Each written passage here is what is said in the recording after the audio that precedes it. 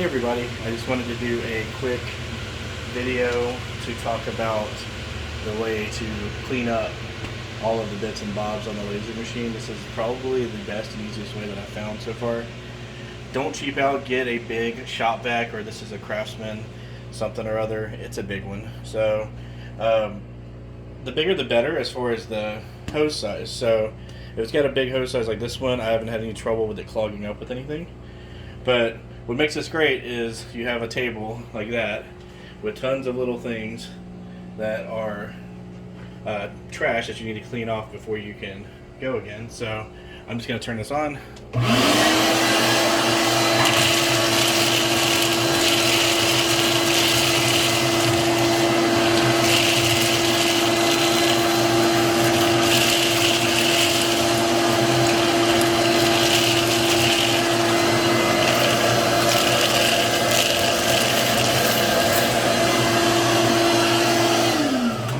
And that's it. So it makes it a lot easier than trying to sweep it out or whatever you may have been doing.